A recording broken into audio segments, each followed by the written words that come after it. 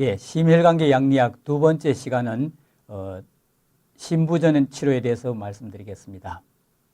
이 정례에 나오는 환자는 68세 할아버지고 두 차례 심근경색이 있었고 숨이 차고 메스꺼웠습니다. 그래서 자심실 박출력을 조사해 보니까 정상이 55% 이상이 되어야 되는데 25%로 아주 낮은 상태가 되었고, 그래서 이분은 아스피린과 베타 기량제인 카베딜롤, 그 다음에 에이스 이니비터인 캅토프릴, 그 다음에 디작신, 퓨로세마이드, 스피로락톤, 그 다음에 이식형 제세동기 AICD를 장착하고 있었습니다.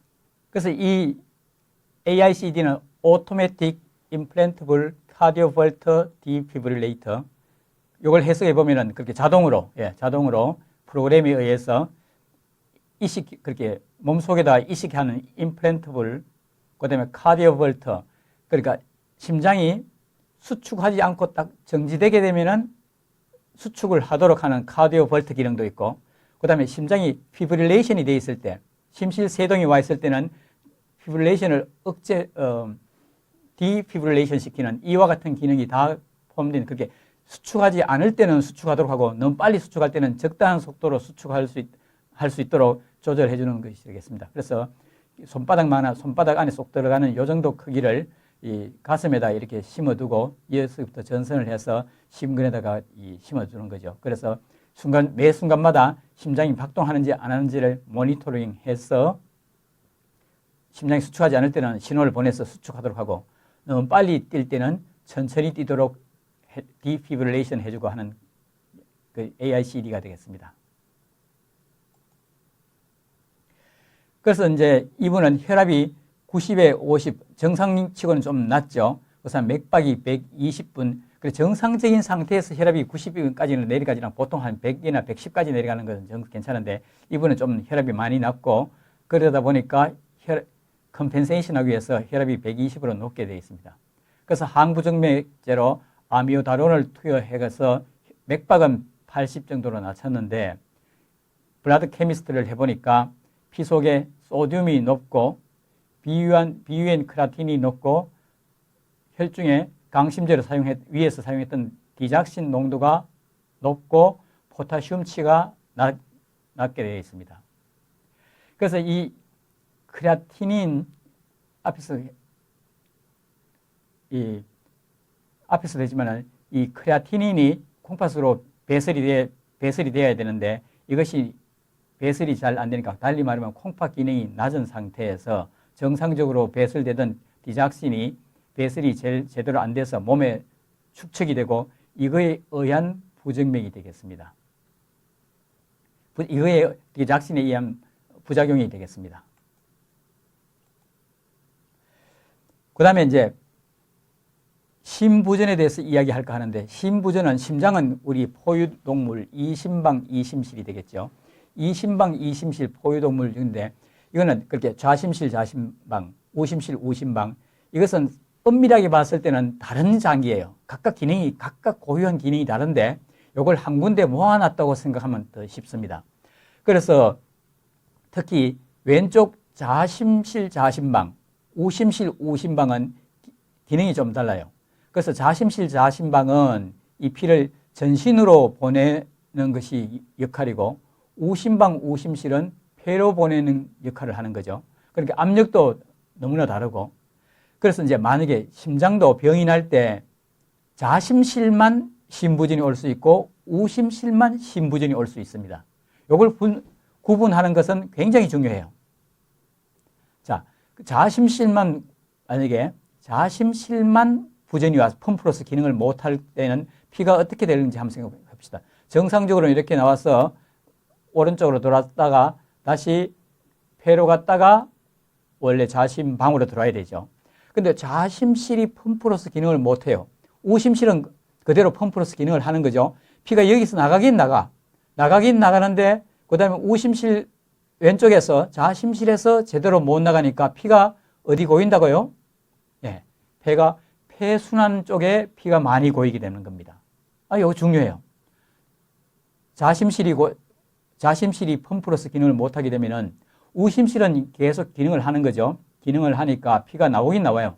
나오긴 나오는데 좌심방으로 들어가서 전신으로 가는 요게 안 되니까 피가 폐동맥에 폐순환에 피가 고이게 되는 겁니다. 그래서 피가 폐에 꽉 차게 되니까 폐는 원래 공기가 들어갔다 나갔다 해야 되는 건데 폐포에 피에서부터 나오는 플라즈마가 폐포에 고이게 되는 거죠. 그래서 자심실이 고장이 나게 되면은 숨쉬기가 산소가 교환이 안 되기 때문에 숨이 찬 특징을 가지게 되는 겁니다. 그에 비해서 우심실이 고장났어요. 우심실의 펌프로서 기능을 못하게 되면은 자심실에서는 피가 그대로 나왔어. 이게 전신으로 피가 이렇게 돌고 그 다음에 우심실로 들어가서 폐로 가야 되는데 이게 지금 안 되는 거죠. 안 되니까 자심실에서는 피가 계속 나와서 이게 어디 고인다고요? 체순환에 고이게 되는 거죠. 그래서 우심실이 고장이 났을 때는 피가 체순환에 고여요. 체순환에 고인다는 이야기는 팔다리에 고이게 되니까 특히 다리에 피가 고여서 다리가 퉁퉁 붓게 되는 증상을 나타내는 겁니다. 예.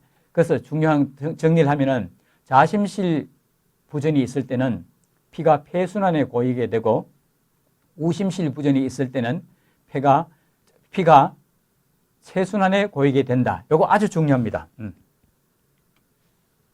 자, 그림으로 다시 한번 확인해 보겠습니다.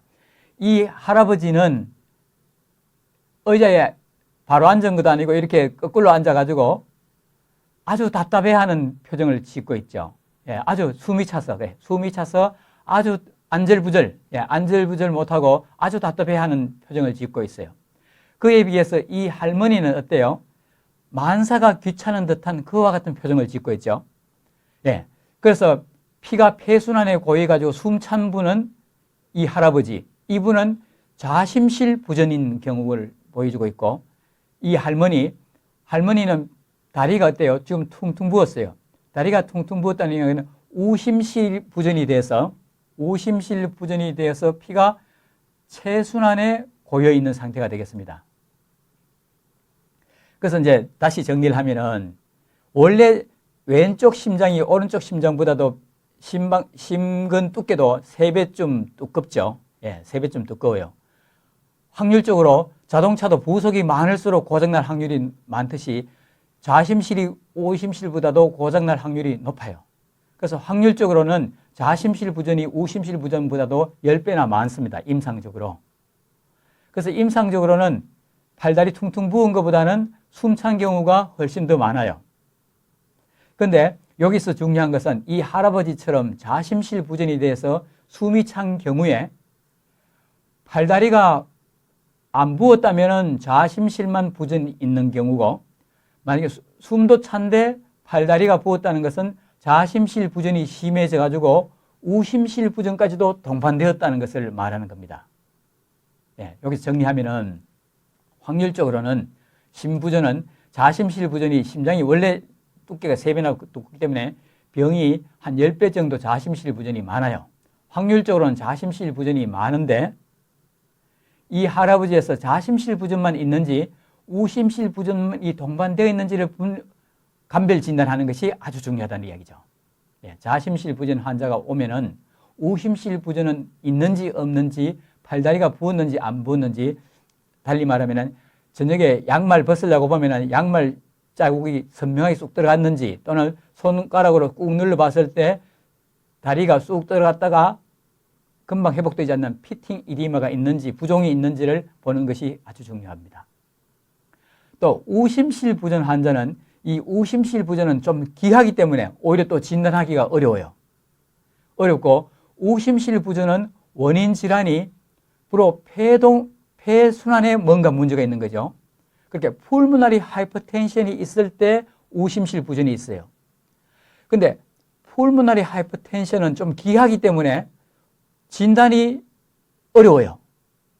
예, 그래서 이 우심실 부전은 또 귀하기 때문에 또 어려운 거죠. 그래서 이 두 가지를 정확하게 이해하고 있는 것은 이거는 내과 의사 국가고시에도 수시로 출제되고, 그 다음에 내과 갔을 때 항상 출제되고, 응급실에서 이 환자 왔을 때 처치를 어떻게 할 건지 당황하게 되는, 예, 응급실에서 가장 어려운, 예, 환자 치료하고 응급처치하는데 가장 어려운 게 인턴으로서 가장 어려운 것이 하트 페일러가 되겠습니다. 그래서 다시 정리하면은 이 레프트 하트 페일러에 있는 경우는 왼쪽 심장이 작용을 못해서 피가 폐순환에 고인다 그랬죠. 그래서 흡합과리에는 원래 공기만 있어야 되는데 이 폐순환의 압력이 높아져서 그 숫자로는 28mmHg예요. 이 숫자 외울 필요 있습니다. 폐순환의 압력이 28mmHg보다 높아지면은 플라즈마가 흡합과리에 고이게 돼서 이 엑스레이 사진상에서 이와 같이 좀 지저분하다든가 아니면은 여러분들 눈싸움 한다고 눈을 뭉쳐가지고 벽에다 탁 던졌을 때 그와 같은 느낌이 들죠. 예, 이와 같은 아주 이 중요한 풀무나리 이리마스 혹연 이것도 국가고시에 수시로 출제되는 문제. 그 다음에 라이트 하트 페일러는 어떤 상태인가 하면은 이게 정상적으로는 우심실은 이렇게 툭 튀어나지 않았어요. 이게 불룩 튀어나온 거죠. 예, 우심실이 이렇게 커져가지고 불룩 튀어나 있는 상태입니다. 폐동맥 고혈압 때문에 라이트 하트 페일러가 있어가지고 라이트 에이트리움, 라이트 벤트리클이 하이퍼트로피가 되어 있어요.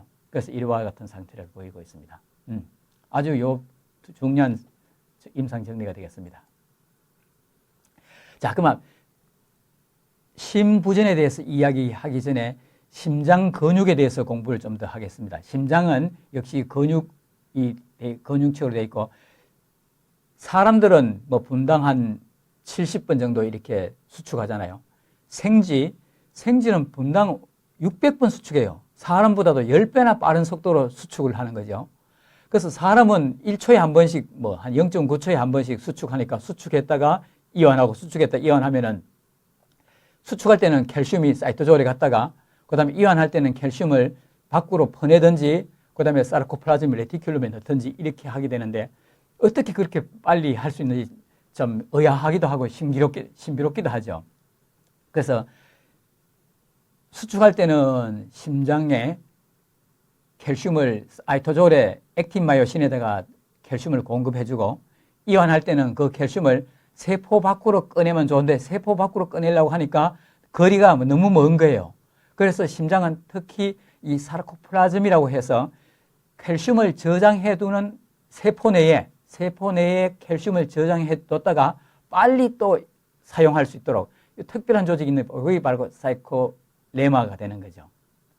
그래서 수축할 때는 가장 중요한 이온이 캘슘인데 그 캘슘을 세포 밖으로 보내든지 그다음에 세포 내에 저장하는 사르코레마에 저장하든지 이와 같이 하게 되겠습니다. 그래서 이 사르코레마라고 하는 중요한 올가넬이 발달되어 있고 그다음에 액틴마요신이 수축하는 그 메커니즘은 이 액틴마요신이 이제 수축하는 단백질이라고 해서 흔히 모레큘라 모토라고 이렇게 이름이 붙여져 있습니다. 우리 모토 아죠?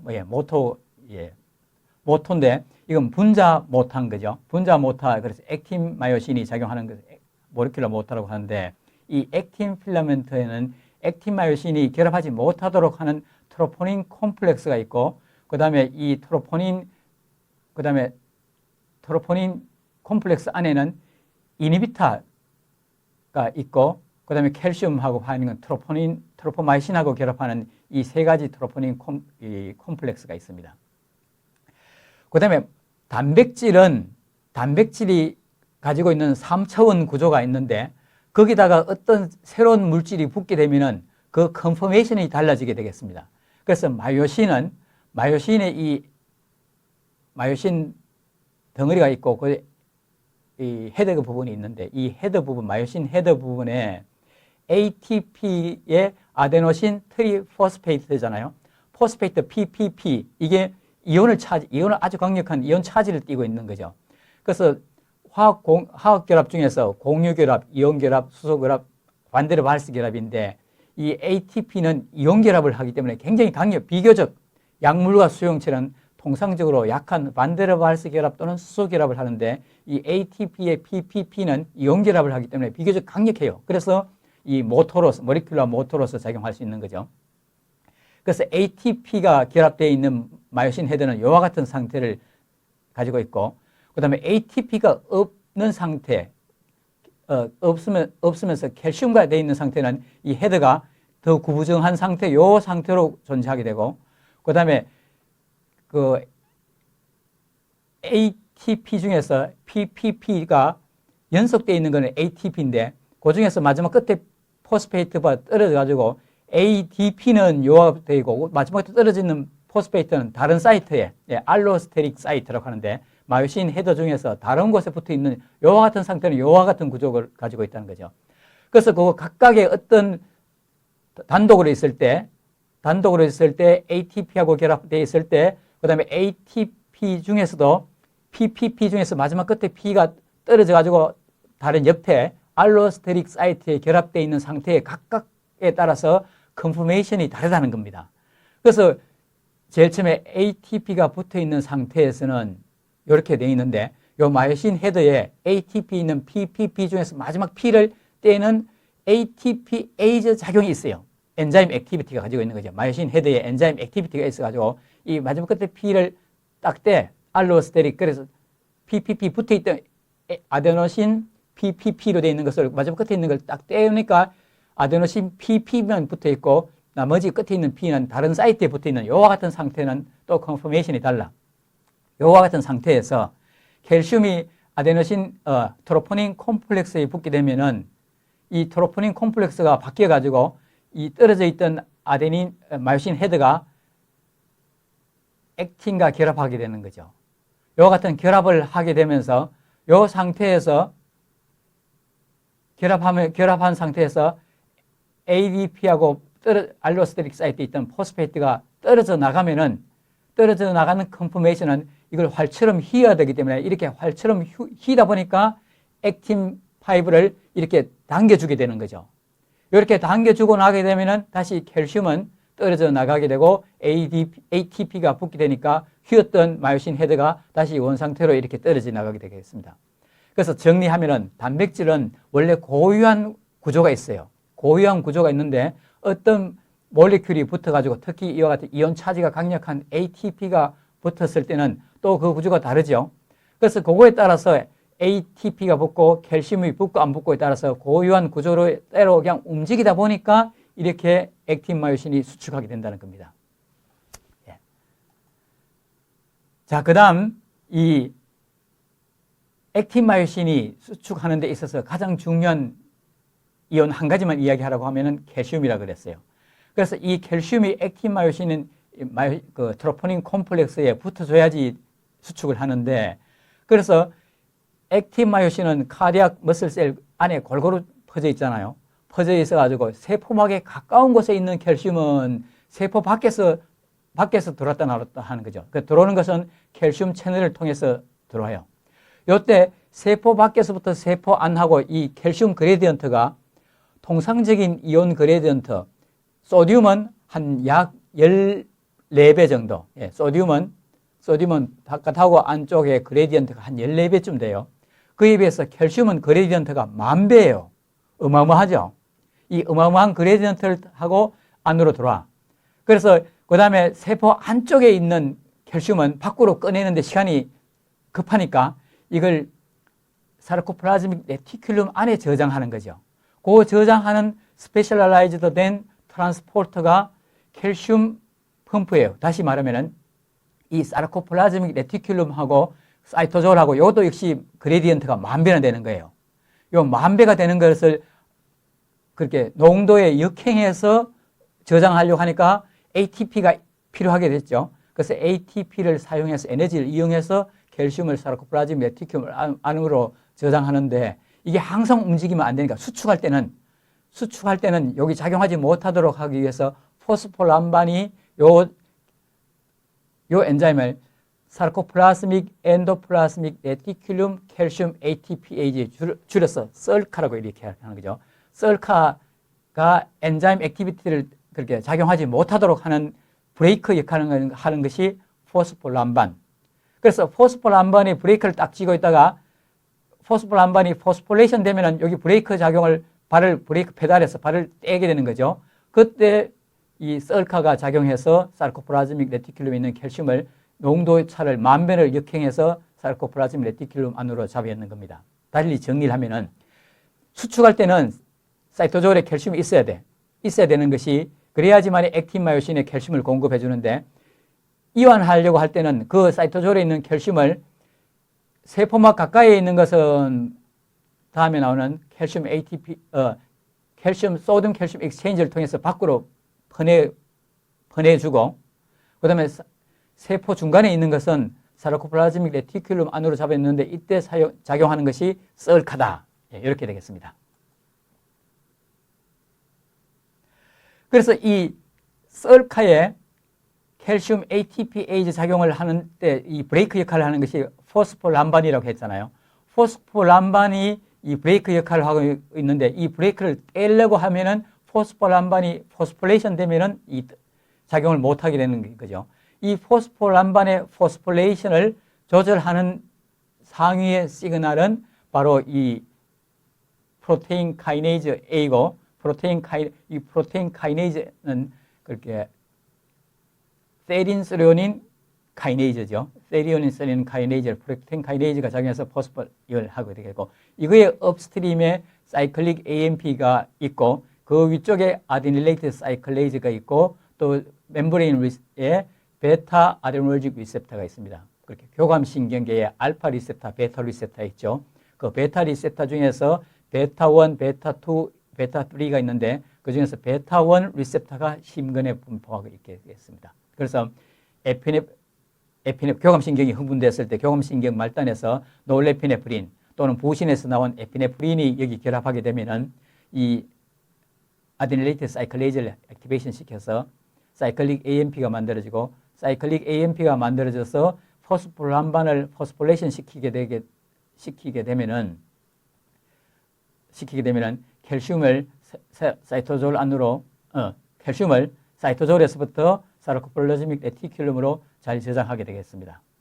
그 다음에 릴리즈 되는 거는 이 농도차가 10배니까 비교적 수월하게 될 수 있는 거죠. 그 다음에는 정상적인 심장하고 하트 페일러가 왔을 때 심장에 패토피지올로지가 어떻게 되는지 세 가지가 정리되어 있습니다. 요 세 가지 정리된 거 요거 시험에 낼게요. 예. 정상적인 심장에서는 칼슘을 사이토졸에 있는 칼슘을 이완기 때 세포 밖으로 보내든지 그다음에 썰카를 통해서 사르코플라즘으로 이렇게 이동시키는 두 가지 작용이 있는데 하트 페일러가 있을 때는 이것이 잘 안 돼. 포스포람반이 제대로 이 브레이크가 원활하게 이 브레이크 작용을 못 해줘야지만 브레이크 작용이 떨어져야 되는데 이게 잘 안 되는 거예요. 그래서 이 썰카로 칼슘이 저장이 안 되고 사이토졸에 남아있든지 또는 이 소듐 칼슘 익스체인지를 통해서 밖으로 되는 거. 이 활사표가 좀 굵죠. 활사표가 좀 굵은 거. 이게 액티베이션 정상에 비해서 액티베이션 되어 있다는 것을 이야기하고 있습니다. 또 트로포닌 콤플렉스의 이 트로포닌 이니비터 쪽에 이게 포스포레이션 돼야지만이 수축이 되는데 이것이 포스포레이션이 잘 안 되기 때문에 액틴 마요신의 수축 작용이 약화되어 있습니다. 또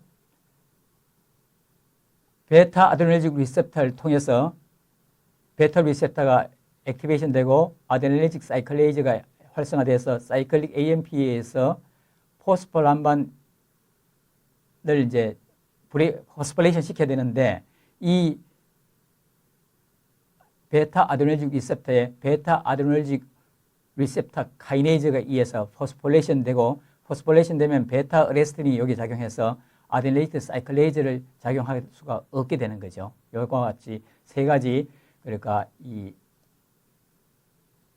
소듐 칼슘 익스체인지가 더 활성화되어 있고 그다음에 썰카가 작동하지 못하고 그다음에 트로포닌 콤플렉스의 포스포레이션이 잘 되지 못하고 그다음에 베타 리셉터의 포스포레이션에 의해서 사이클릭 AMP가 만들어지지 못한다. 이와 같이 알고 있으면 되겠습니다. 그 다음에 이제 이 하트 페일러 상태에서 강심제를 쓰게 되면 어떤 작용을 나타내는지를 보여주고 있습니다. 이 강심제의 대표적인 약 몇 종류가 있는데 그 중에서 대표적인 것이 이 디작신 약물이 되겠습니다. 디작신의 작용점은 소듐 칼슘 익스체인지가 되겠고, 그래서 디작신의 수용체는 소듐 칼슘 익스체인지가 되는데, 이 소듐 칼슘 익스체인지는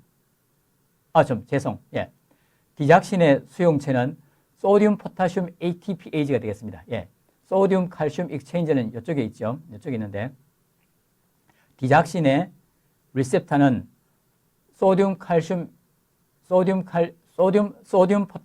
ATPase가 되겠습니다. 디작신의 수용체는 소듐 포타슘 ATPase인데, 이 소듐 포타슘 ATPase만 봤을 때 이것은 소듐 포타슘을 익스체인지하는 역할을 하니까 이온 수송체이기도 하고, 그 다음에 세포막에 있으니까 세포막 단백질이기도 하고, 그 다음에 이 자체가 ATP를 분해하니까 효소이기도 하죠. 그리고 디작신의 수용체이기도 한 겁니다. 다시 정리를 하면은 소듐 포타슘 ATP에 대한 설명으로서 다음 중 맞는 것은 1번, 이것은 세포막 단백질이다고, 두 번째, 소듐 포타슘 수송체이다 맞고, 그 다음에 엔자임이다 맞고, 그 다음에 디작신의 수용체이다 다 맞는 말이 되겠습니다. 자, 그런데 이것이 정상적으로 소듐 펌프, 소듐 포타슘 ATPase를 줄여서 그냥 소듐 펌프라고 하는데, 이 소듐 펌프는 세포 안에 있는 3개의 3모레큘의 소듐을 밖으로 펌핑 아웃하고 2모레큘의 포타슘을 펌핑 인 하는 거죠. 이렇게 엔자임을 ATP를 사용하면서 이렇게 하게 되면은 세포 내의 소듐 그레디언트는 약 10에서 14, 세포 바깥은 140 정도로 이렇게 유지가 되겠습니다. 그래서 바깥이 훨씬 더 높은데 이 그레디언트를 이용해서 세포 바깥에 있는 소듐하고 세포 안쪽에 있는 소듐의 그레디언트를 이용해서 이 세포 안에 있는 칼슘을 세포 밖으로 퍼내는 것이 소듐 칼슘 익스체인지가 되겠습니다. 그런데 디작신을 사용해서 이 소듐 펌프를 억제하게 되면은 이 그레디언트가 14배 차이 나던 것이 그레디언트가 줄어들게 되니까 소듐 칼슘 익스체인지가 일할 수 있는 동력이 이 그레디언트가 있어야지만 이 칼슘을 밖으로 보내는데 이것이 줄어들게 되는 거죠. 그래서 정리를 하면은 디작신은 소듐 펌프를 억제함으로 해서 소듐 그라디언트를 줄이게 되니까 그 그레디언트 준 거에 의해서 소듐 칼슘 익스체인지에서 칼슘 펌핑 아웃이 줄어들게 되고 세포 내에 칼슘이 높아져서 이 칼슘이 세포 내에서 액틴마요신에 작용해서 심근 수축을 증가시키는 작용을 하게 되겠습니다.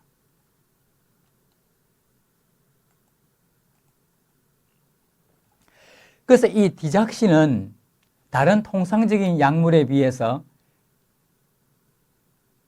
하프라이프가 아주 길어요. 하루 반이죠. 통상적 대부분의 약물은 체내에 들어왔을 때 반감기가 뭐 한 2시간, 길어봤자 한 6시간. 이런데 반감기가 굉장히 길죠. 36시간. 그래서 이 약물은 만약에 하루에 하나씩 투여하면은 이 약물이 반으로 주는데 하루 반 걸리니까 하루에 하나씩 투여하게 되면은 반감기도 전에 그렇게 반으로 36시간 하루 반이 지나야지만이 반으로 주는데 반으로 줄기 전에 24시간 만에 또다시 투여하게 되니까 이게 증가되고 해서 이 유효 혈중 농도 도달하는데도 며칠 시간이 좀 걸리게 될 거고, 그래서 심부전이 있어가지고 숨차고 급한데 약물의 유효 농도에 도달하는데 시간이 며칠 걸리면 안 되겠죠. 그래서 이 약물을 투여하는 때 어떻게 하는 거면 반감기에 도달하는 게 한 6일치를 하루에 다 투여하는 겁니다. 다시 정리를 하면은 파마코키네틱스에 배웠는데 약물이 플래토에 도달하는데 걸리는 시간은 반감기에 약 4배 정도 시간이 걸립니다. 그래서 반감기가 하루 반이니까 4배 정도니까 6일. 6일치 하루에 알약 하나씩 먹던 0.25mg 하루에 하나씩 먹는데 그걸 6일치 6알을 하루에 단 4시간마다 6번 나눠 먹든지 또는 6시간마다 하나를 먹든지 해서 6일치를 하루에 다 나눠서 먹고 나서 그 다음부터 하나씩 먹게 되겠습니다. 이걸 Rapid Digitalization이라고 그렇게 이야기하는 거죠. 요즘은 음주문항에 그런 거 없는데 폭탄주라고 하는 것이 이 Rapid Digitalization을 응용한 거예요. 그냥 술을 그냥 자기 마시고 싶은 만큼 천천히 마시면은 이것이 알코올의 유효 혈중 농도에 도달하는데 시간이 많이 걸리거든요. 그래서 알코올이 유효 혈중 농도에 도달해야지만이 이 섹시처럼 조용한 사람들도 이제 뭐 노래도 막 하려고 그러고 하거든요. 그래서 이제 이 음주 문화 중에서 폭탄주를 돌려서 유효 혈중 농도를 빠른 시일 내에 높이는 것과 같은 원리가 되겠습니다. 그 다음에 이제 이 약물을 잘못하면은 이 유효 혈중 농도보다도 높게 독성 용량을 나타낼 수도 있고 또는 용량을 좀 겁이 나서 이 약물이 가장 약물 중에서 부작용이 많은 약이라고 했잖아요. 부작용이 많다고 너무 겁을 먹어서 지레 겁먹고 양을 좀 적게 쓰면은 유효 농도에 도달하지 않는 경우가 많아요. 실제로 이 디작신을 사용하는 데 있어서 유효 농도에 도달하지 않게 사용하는 경우가 굉장히 많다는 거죠. 너무 나타날까 봐 겁을 먹어서. 그래서 이 약물은 이 또 독작용이 나타났을 때 보통 약은 독작용이 나타나면은 약을 투여하지 않고 좀 쉬면은 반감기가 2시간 또는 6시간 같으면은 어때요? 반감기가 6시간이라고 하도 하루만 지나고 나면은 반 4분의 1로 주니까 한 4분의 1로 뚝 떨어지는 거죠. 그러니까 문제가 없는데 이 약은 반감기가 길다 보니까 잘 안 주는 거예요. 그래서 이 약물을 중화시키는 항체가 있는 거죠. 그래서 반감기가 긴 디작신에 중독되어 있을 때는 이것을 중화시키는 디지페빌이 있습니다. 디작신을 중화시키는 항체. 이 항체는 가격이 좀 비싸지만 효과는 아주 좋습니다. 감사합니다.